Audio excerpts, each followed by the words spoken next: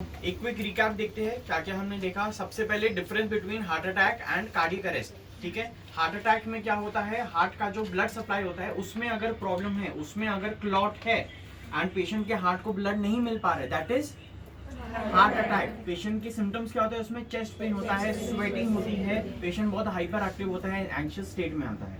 दूसरी जगह हार्ट का जो हमारा पंपिंग है, हार्ट का पंपिंग चलता है, उसके लिए हमें चाहिए होता है हार्ट का पेसमेकर। अगर हार्ट का पंपिंग अचानक से स्टॉप हो गया तो that condition is known as cardiac arrest. ठीक है, तो ये दोनों बेसिक कंडीशंस है। सबसे पहले आपको असेस करना है कि पेशेंट को कार्डियक अरेस्ट है या नहीं है। उससे पहले आपको क्या करना है, आपने देखा पेशेंट अनकॉन्शियस है, लेटा हुआ है, सबसे पहले बड़े बड़े लेटर्स में जो हमने लिखा था call for help, call for help करना है। फिर आपको पेशेंट को सीपीआर स्टार्ट करना है। सीपीआर क्या है, बस गाड़ी को धक्का देने का काम है, लेकिन गाड़ी का इंजन स्टार्ट करने का काम कौन करेगा, वो करेगा आपका डिफिब्रिलेटर, शॉक देने वाली मशीन। ठीक है, कभी कभी क्या होता है कि धक्का देते हुए भी आपने देखा होगा कि गाड़ी स्टार्ट हो जाती है अपने आप। सीपीआर देके भी पेशेंट रिवाइव हो सकता है, लेकिन अगर सीपीआर देके पेशेंट रिवाइव नहीं होता है तो आपने तो हेल्प के लिए बुलाया ही है सबको। जब तक आपकी टीम आ जाएगी डिफिब्रिलेटर लेके, तब तक आपको सीपीआर देते रहना है।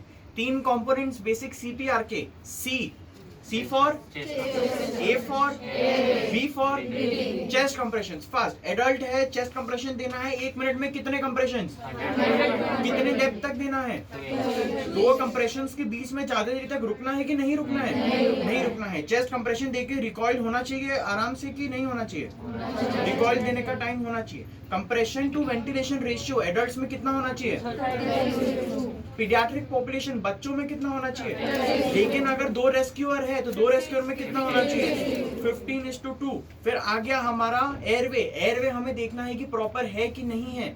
उसके लिए हम कौन सी टेक्निक यूज करते हैं, हेड टिल्ट चिन लिफ्ट। ठीक है, हेड टिल्ट चिन लिफ्ट करके हमारा एयरवे प्रॉपरली पेटेंट हो जाता है। आपको असेस कैसे करना है कि आपकी ब्रीदिंग जो जाएगी वो सही से हो रही है कि नहीं हो रही है।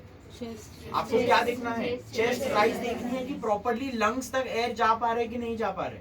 ठीक है, सी हो गया, ए एयरवे हो गया, बी हो गया ब्रीदिंग।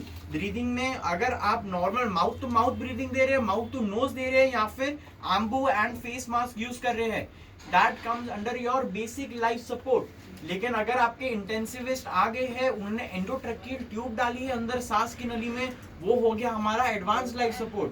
अब एडवांस लाइफ सपोर्ट में हमारा ब्रेथ्स का रेट कितना होगा देने का, 1 मिनट में कितनी देंगे, 10 देंगे, मतलब हर 6 सेकंड में 1 ब्रेथ देना है। चेस्ट कंप्रेशंस देते समय सब हमें प्रिकॉशन लेने हैं, पेशेंट की बॉडी पे वेट नहीं डालना है। ब्रीदिंग देते समय हमें देखना है कि चेस्ट राइज हो रही है कि नहीं हो रही है प्रॉपरली। अगर इंटेंसिविस्ट आए हैं, वो इंट्यूबेशन कर रहे हैं, तो हमें अपने कंप्रेशन चालू रखने हैं। किसी भी हाल में हमें अलर्ट रहना है, कंप्रेशन रुकने नहीं चाहिए।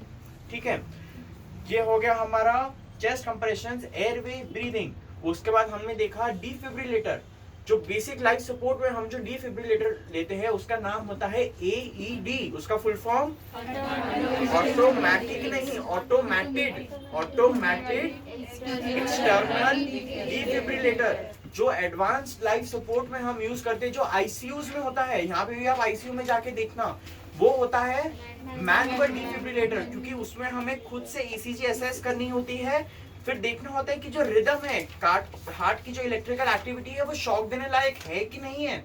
अगर वो शॉक देने लायक है तो आप शॉक देंगे। उसके मैनुअल डिफिब्रिलेटर के 2 पैड्स है। एक पैड हम कहाँ लगाएंगे, स्टर्नम के राइट साइड में। एक पैड हम कहाँ लगाएंगे, निप्पल के नीचे लेफ्ट साइड पे, जहाँ पे हार्ट का एपेक्स होता है। ये हो गया हमारा एडवांस लाइफ सपोर्ट का पार्ट। ठीक है, और ये पूरा हमने कंप्लीट कर दिया। इससे भी पहले एक चीज आती है, उसको बोलते हैं साइट सेफ्टी। अगर आपने देखा रोड पे एक पेशेंट कोलैप्स हो गया है, आप तुरंत चले गए वहां पे, जाके सीपीआर देने लग गए, और पीछे से आके गाड़ी ने आपका ही एक्सीडेंट कर दिया, तो क्या करें। सबसे पहले आपको देखना है कि जिस जगह पे आप पेशेंट का रिससिटेशन कर रहे हैं वो जगह सेफ होनी चाहिए। फिर उसके बाद अपना जो भी हमने मेथड्स अप्रोच प्रॉपर सीखा है वो फॉलो करना है। कॉल फॉर हेल्प करना है सबसे पहले, एडल्ट्स में, बच्चों में भी सबसे पहले हेल्प के लिए बुलाना है, फिर सीपीआर देना है। लेकिन अगर बच्चा पहले से ही पड़ा हुआ है, पहले से ही कोलैप्स है बच्चा, आपने उसका कोलैप्स विटनेस नहीं किया है, वो पहले से ही है, तो क्या करेंगे, पहले 2 मिनट सीपीआर देंगे, फिर हेल्प के लिए बुलाएंगे, फिर उसके बाद वापस से सीपीआर देंगे। तो ये था आपका बेसिक लाइफ अप्रोच और एडवांस लाइफ अप्रोच का रिव्यू। किसी को कुछ डाउट्स है तो आप पूछ लीजिए। फेस मास्क यूज करने के लिए कौन सी टेक्निक यूज करेंगे? CE technique. ओके, ये इंस्ट्रूमेंट कौन सा है? Bamboo bag. ठीक है, तो आपका टेस्ट लेंगे फिर अभी थोड़ी देर में।